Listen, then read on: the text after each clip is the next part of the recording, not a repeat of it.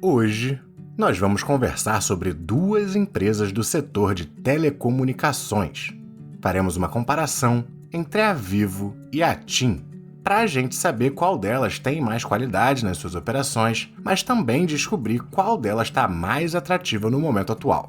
E fica até o final, que é lá que eu calculo o preço justo de cada uma delas para a gente ter mais informações para nossa tomada de decisão. Ambas as empresas já são consolidadas e acabam tendo operações muito semelhantes, e por isso nesse vídeo a gente vai direto para os fatores que distinguem as empresas. A gente sabe que boa parte da segurança que se percebe numa empresa de telecom vem da recorrência das receitas que elas têm devido à mensalidade dos seus serviços. Sabemos também que o modelo pós-pago oferece mais estabilidade que o modelo de negócios pré-pago, apesar de ambas terem exposição aos dois.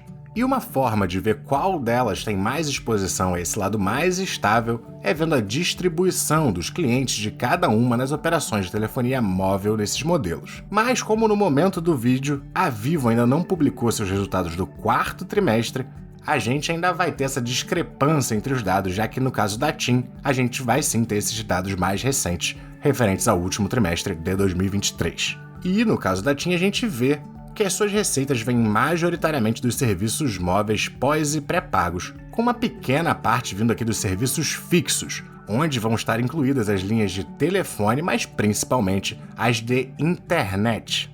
E ela tem menos relevância ainda aqui nos produtos vendidos. No caso da TIM, o pós-pago representa 45% da sua base móvel, ou seja, a maior parte dos clientes da TIM, no lado de serviços móveis, usa o modelo pré-pago, que é por natureza menos estável. Já na Vivo a situação é outra.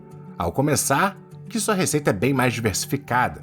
Isso se dá por ela ter todo um lado bem mais novo de serviços digitais e serviços de dados, onde ela vem se dedicando e buscando novas vias de crescimento.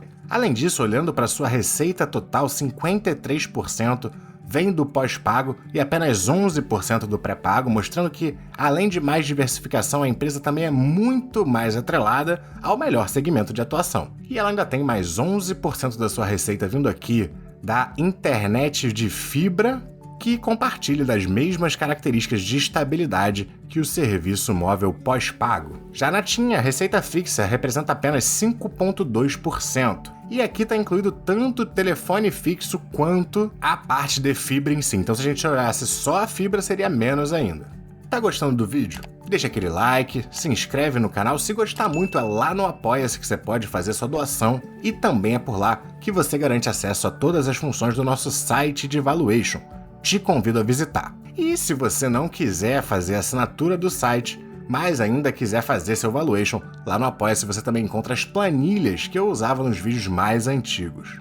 Outra diferença grande entre elas é que a Vivo, no terceiro trimestre de 2023, já contava com 25,1 milhões de casas passadas, não necessariamente conectadas, tá? Não são necessariamente clientes, mas casas que já têm a rede disponível para contratação, contando com uma presença em 429 cidades, enquanto a TIM conta apenas com 11,7 milhões de casas passadas e uma presença em apenas, que na verdade não é apenas, ainda é uma presença grande, mas 131 cidades. Só parece pequeno em relação à presença da Vivo, né? Isso nos mostra que a Vivo é bem mais consolidada e presente no Brasil, podendo capturar com mais eficiência os ganhos de escala que derivam de uma operação tão grande. Outra forma de ver essa dominância da Vivo é através do market share dela de 41% no mercado pós-pago, mais baixo, mas ainda relevante, de 34,5% no mercado pré-pago. Ou seja, ela tem uma dominância enorme no market share, especialmente ali dos pós-pagos. Outro ponto positivo da Vivo que a gente não vai encontrar na TIM é que ela tem esse lado que ela começou a trabalhar dos serviços business to business, que é mais novo, mas vem mostrando crescimento considerável. E eu também tenho uma impressão, mas essa é mais subjetiva, de que a rede da Vivo, além de mais abrangente, é mais estável. Isso se baseia nas pessoas com quem eu conversei ao longo da vida, que eram clientes de ambas as empresas. Mas, como isso é extremamente subjetivo e quer dizer apenas sobre a minha experiência, eu não vou considerar essa parte no valuation. Mas te convido a deixar aqui as suas experiências com elas, para a gente poder também ter essa base de comparação da experiência subjetiva de cada um com cada uma das empresas. No endividamento, a gente tem a TIM aqui com 0,1 vezes dívida líquida por EBIT, enquanto a Vivo vem com 1,76 vezes dívida líquida por EBIT. Então, em termos de dívida, a TIM parece sim menos arriscada. Sem dúvida, isso traz mais liberdade para uma empresa, mas o patamar de 1,76 vezes não é problemático, ainda é confortável. Então, apesar da diferença, ambas têm um endividamento saudável, mas a TIM possui mais espaço para se alavancar conforme necessário. Na margem líquida das empresas, elas hoje estão em patamares muito similares, a Vivo aqui com 9,61% e a TIM com 9,81%. Porém, um fator importante é olhar esse histórico. E no caso da TIM, não só a gente vê bem menos anos onde essa margem excede os 10%, que se reflete também na sua média desde 2008, que fica aqui em 9,69%, e vemos uma alta volatilidade dessa margem, enquanto a Vivo tem muito mais estabilidade nos seus resultados e um histórico mais parrudo, com apenas 3 anos de margem líquida abaixo dos 10% desde 2008, que nos quer dizer também que a empresa tem capacidade de operar com uma margem um pouco até maior do que ela está operando nesse momento. No PL, elas estão bem próximas, a Vivo um pouquinho abaixo, 18,28, enquanto a TIM vem em 19,23, ambos talvez um pouco elevados, dado o setor de atuação das empresas, que sempre exige um investimento em infraestrutura e que são mais consolidadas, então a gente não pode projetar um crescimento gigante para elas, mas isso a gente vai falar mais daqui a pouco ali no Valuation. Antes disso, quero passar aqui pelo histórico de resultados, onde mais uma vez a gente vai ver essa volatilidade maior na TIM. Porém, aqui a gente tem uma vantagem para a TIM, que tem um histórico de payout bem mais baixo, enquanto a Vivo reflete a sua fase de maturação mais avançada, que permite um payout bem elevado. Através desse histórico fica mais claro que a estabilidade dos serviços pós-pagos e dos serviços de internet de fato se convertem em resultados mais estáveis, tendo a TIM um histórico com muito mais volatilidade. Apesar disso, ambas têm um histórico sólido de lucros, já com muitos anos consecutivos de geração de lucro. Então, apesar de tudo que eu falei até então, que diferencia essas empresas, e obviamente eu tenho minha preferência pela Vivo, a TIM é uma boa empresa, mostra qualidade, tem resultados todos os anos, tem mais oscilação, mas tem resultados todos os anos, então é também uma opção muito válida, até atrativa, de investimento. Mas vamos agora para o Valuation, para a gente ver de fato qual está mais interessante no momento e eu poder dar minha conclusão sobre isso tudo. Começando pela Vivo e pelo método de desconto de fluxo de caixa. Nos 3 primeiros trimestres de 2023, ela conseguiu gerar aqui 7,6 bi de fluxo de caixa livre. Como ainda falta um trimestre para finalizar o ano da Vivo, vou estimar 8 bilhões de fluxo de caixa, com uma taxa de crescimento que, pelo tamanho dela, não pode ser muito grande, vou colocar 4%, 10% de taxa de desconto, 1,5% de crescimento perpétuo e 8% de desconto perpétuo, e a gente chega aqui no seu preço justo pelo primeiro método em R$ 61,66. Vou agora para o método de Gordon, onde a gente tem que reparar que 2023 pagou-se um pouco menos do que a gente já viu em outros anos, então vou aumentar um pouquinho e estimar que consiga se aproximar um pouco mais aqui de 2022 com 2,80 e usando uma taxa de crescimento para esses dividendos, que aí tem que ser um pouco menor, que eu vou colocar de 2,6% com os mesmos 10% de taxa de desconto.